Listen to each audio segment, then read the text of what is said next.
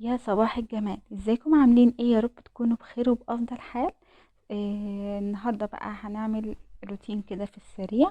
طبعا صاحيه متأخر النهارده، فقلت ان انا هعمل غدا بقى سريع كده اقتصادي عشان احنا في اخر الشهر اهو.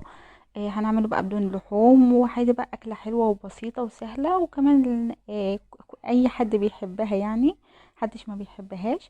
يلا بينا، بس في الأول خالص نصلي على النبي ونبتدي يومنا كده بالصلاة على النبي عليه أفضل الصلاة والسلام. اللهم صل وسلم وبارك على سيدنا محمد وعلى آله وصحبه وسلم. دلوقتي أنا هعمل الأول خالص كده فنجان قهوة عشان أفوق. صاحية متأخر وكده وكسلانة طبعا، فقلت ايه، بما ان احنا اخر الشهر بقى وكده، فقلت ان انا هعمل غدا في السريع كده، مش هيكمل 10 دقايق معايا او 5 دقايق. وكمان هنعمل مع بعض كوب فنجان القهوة ونشربه واحنا شغالين. فنجان القهوة تمام كده. هندخل بقى نشوف هنعمل ايه. لقيت عندي شوية مكرونة، النوع ده اللي هو الحلزوني. فهنعمل مع بعض النهاردة مكرونة وبطاطس مقلية وشوية مخلل، على حابة تزودي سلطة براحتك، بس انا اكتفيت بكده.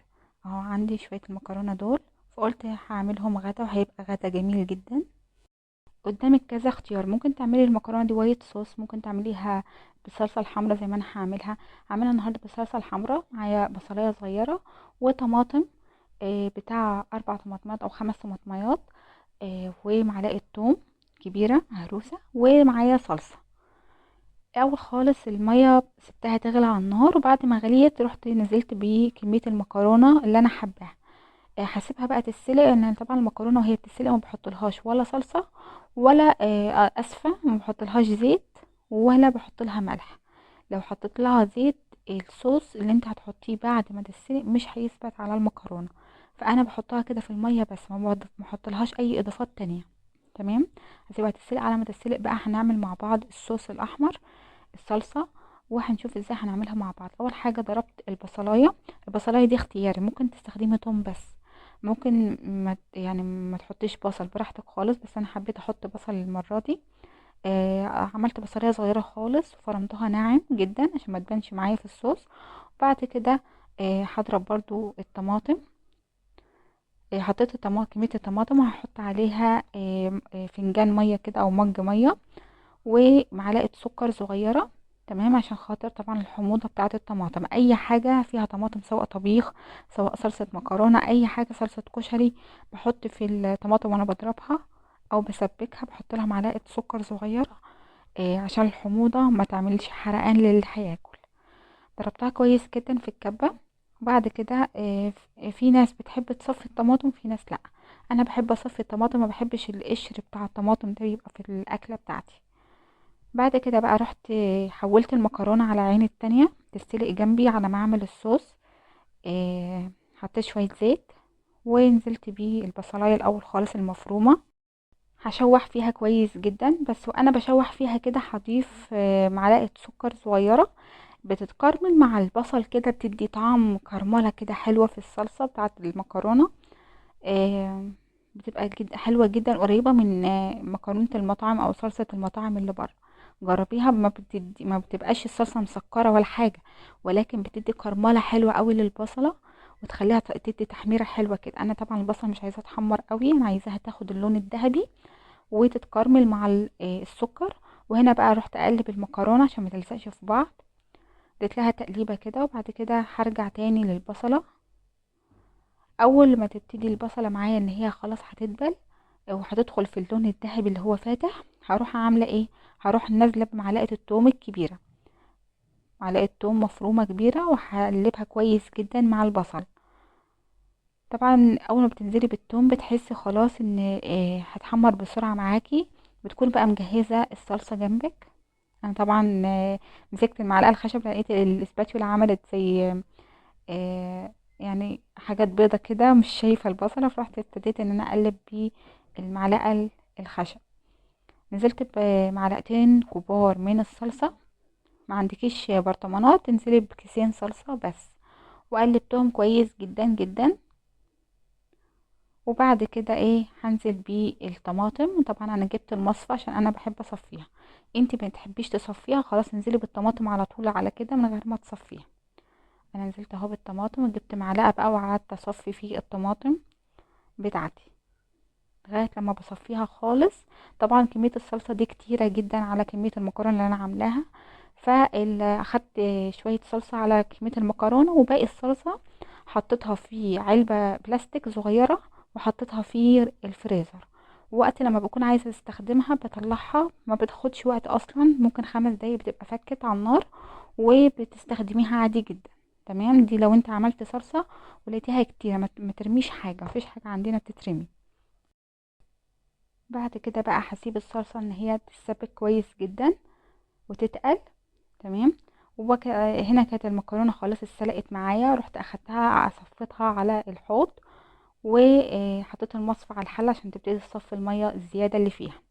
هنا اديت تقليبة كده للصلصة، كانت خلاص على وشك ان هي خلاص هطفي عليها. بعد كده طبعا بتظبطي بقى الملح بتاعك والكمون والفلفل والحاجات بتاعتك كلها. بعد ما بتظبطيها بقى خلاص بتجيبي بقى المكرونه تكون اتصفت، شايفين شكلها حلو ازاي؟ الحلزوني دي كمان جميله جدا. هنزل بقى بكميه المكرونه الاول خالص المسلوقه بتاعتي في الحله عشان انزل عليها بالصوص الاحمر.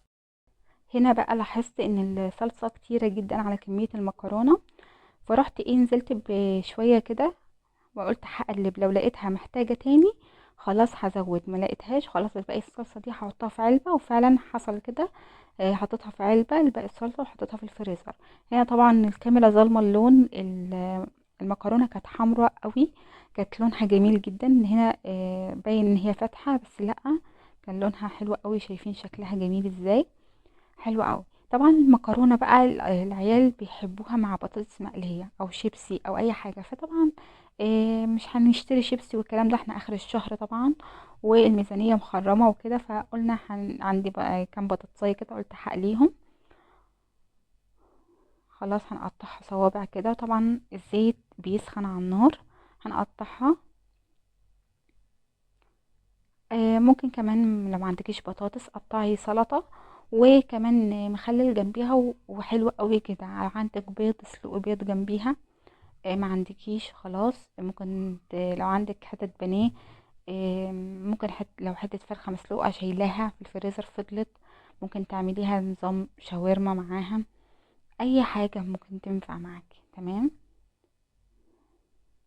هنا بقى كان الزيت خلاص قدح معايا، وكنت غسلت البطاطس تاني، انا بحب لما بقطعها تاني بعيد عليها غسيل تاني عشان اي نشا فيها ينزل.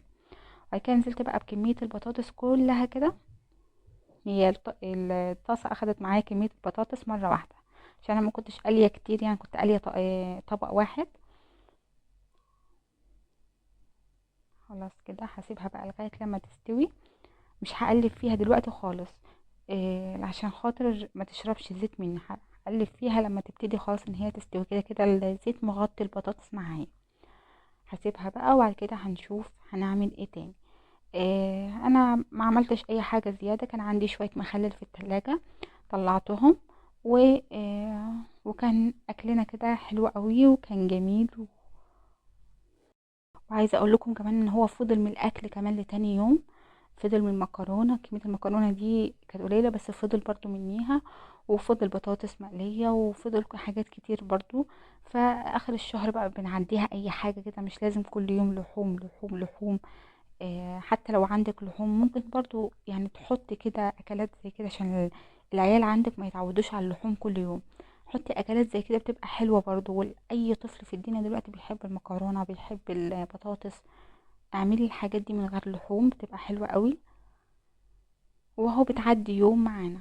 تمام. هنا كانت خلاص البطاطس استوت وحمرت كده، رحت طلعتها على طول. وطبعا المكرونه جاهزه معانا خلاص كده. دلوقتي بقى هوريكم المكرونه والبطاطس. البطاطس بقى بترش لها شويه ملح كمون فلفل اسود، ترش لها اي بهارات كده على الوش وبتبقى جاهزه معانا. شايفين بقى لون الصلصه اهو، ده اللون الحقيقي كان بتاع الصلصه.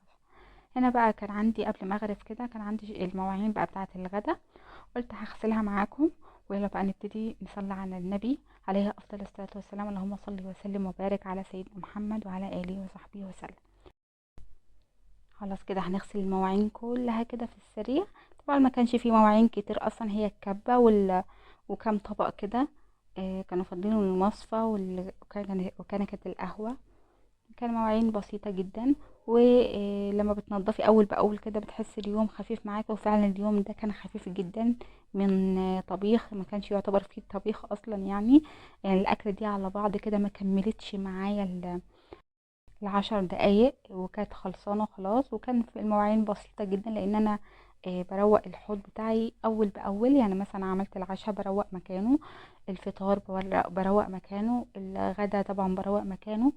فالحوض بتاعي نضيف على طول، فبيبقى بس المواعين بتبقى بسيطة جدا.